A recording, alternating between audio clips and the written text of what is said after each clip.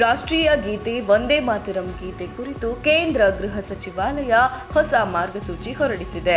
ಎಲ್ಲ ಸರ್ಕಾರಿ ಕಾರ್ಯಕ್ರಮಗಳಲ್ಲಿ, ಎಲ್ಲ ಶಾಲೆಗಳಲ್ಲಿ ವಂದೇ ಮಾತರಂ ಗೀತೆಯ ಎಲ್ಲ 6 ಚರಣಗಳನ್ನು ಹಾಡುವುದು ಕಡ್ಡಾಯಪಡಿಸಿದೆ. ಅಲ್ಲದೆ ವಂದೇ ಮಾತರಂ ಹಾಡುವಾಗ ಅಥವಾ ನುಡಿಸುವಾಗ ಎಲ್ಲರೂ ಎದ್ದು ನಿಲ್ಲಬೇಕು. ರಾಷ್ಟ್ರಗೀತೆಗೂ ಮುನ್ನ 3 ನಿಮಿಷ 10 ಸೆಕೆಂಡ್ನ ವಂದೇ ಮಾತರಂನ 6 ಚರಣಗಳನ್ನು ಹಾಡಬೇಕು ಎಂದು ನಿರ್ದೇಶನ ನೀಡಿದೆ.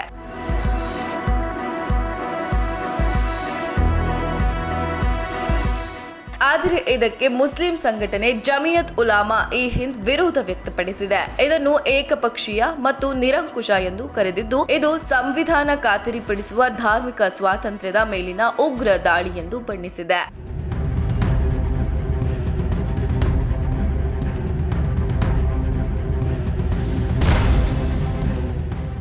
ಈ ಕುರಿತು ಮಾತನಾಡಿರುವ ಜಮಿಯತ್ ಉಲಾಮಾ ಇ ಹಿಂದ್ ಅಧ್ಯಕ್ಷ ಮೌಲಾನಾ ಅರ್ಷದ್ ಮದನಿ, ವಂದೇ ಮಾತರಂ ಹಾಡುವುದು ಅಥವಾ ನುಡಿಸುವುದಕ್ಕೆ ಮುಸ್ಲಿಮರು ಯಾರೂ ತಡೆಯುವುದಿಲ್ಲ. ಆದರೆ ಗೀತೆಯ ಕೆಲವು ಪದ್ಯಗಳು ಮಾತೃಭೂಮಿಯನ್ನು ದೇವತೆಯಾಗಿ ಬಿಂಬಿಸುವ ನಂಬಿಕೆಗಳನ್ನು ಆಧರಿಸಿವೆ. ಇದು ಏಕದೇವತಾವಾದಿ ಧರ್ಮಗಳ ಮೂಲಭೂತ ನಂಬಿಕೆಗೆ ವಿರುದ್ಧವಾಗಿದೆ ಎಂದು ಹೇಳಿದ್ದಾರೆ. ಇದು ಅಲ್ಪಸಂಖ್ಯಾತರ ಸಾಂವಿಧಾನಿಕ ಹಕ್ಕುಗಳನ್ನು ಮೊಟಕುಗೊಳಿಸುವ ವ್ಯವಸ್ಥಿತ ಪ್ರಯತ್ನವಾಗಿದೆ. ಮುಸ್ಲಿಮರು ಮಾತ್ರ ಅಲ್ಲಾಹನನ್ನು ಪೂಜಿಸುತ್ತಾರೆ. ಈ ಗೀತೆ ಹಾಡಲು ಒತ್ತಾಯಿಸುವುದು ಸಂವಿಧಾನದ 25ನೇ ವಿಧಿ ಮತ್ತು ಸುಪ್ರೀಂ ಕೋರ್ಟ್ನ ಹಲವಾರು ತೀರ್ಪುಗಳ ಸ್ಪಷ್ಟ ಉಲ್ಲಂಘನೆಯಾಗಿದೆ ಎಂದು ಅವರು ಸಾಮಾಜಿಕ ಜಾಲತಾಣ ಎಕ್ಸ್ ನಲ್ಲಿ ಪೋಸ್ಟ್ ಮಾಡಿದ್ದಾರೆ. ಈ ಹಾಡನ್ನು ಕಡ್ಡಾಯಗೊಳಿಸುವುದು ಮತ್ತು ಅದನ್ನು ನಾಗರಿಕರ ಮೇಲೆ ಹೇರಲು ಪ್ರಯತ್ನಿಸುವುದು ದೇಶಭಕ್ತಿಯ ಅಭಿವ್ಯಕ್ತಿಯಲ್ಲ.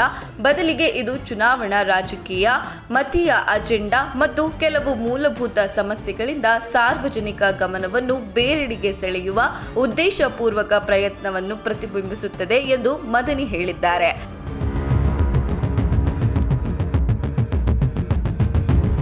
ರಾಷ್ಟ್ರೀಯ ಗೀತೆ ಮತ್ತು ರಾಷ್ಟ್ರಗೀತೆ ಜನಗಣಮನವನ್ನು ಒಟ್ಟಿಗೆ ಹಾಡಿದರೆ ಅಥವಾ ನುಡಿಸಿದರೆ ವಂದೇ ಮಾತರಂ ಅನ್ನು ಮೊದಲು ನುಡಿಸಲಾಗುತ್ತದೆ. ಹಾಡುವಾಗ ಅಥವಾ ನುಡಿಸುವಾಗ ಪ್ರೇಕ್ಷಕರು ಎದ್ದು ನಿಲ್ಲಬೇಕು ಎಂದು ಕೇಂದ್ರ ಗೃಹ ಸಚಿವಾಲಯ ನಿರ್ದೇಶನದ ಬೆನ್ನಲ್ಲೇ ಮುಸ್ಲಿಂ ಸಂಘಟನೆ ಜಮಿಯತ್ ಈ ಹೇಳಿಕೆಯನ್ನ ನೀಡಿದೆ.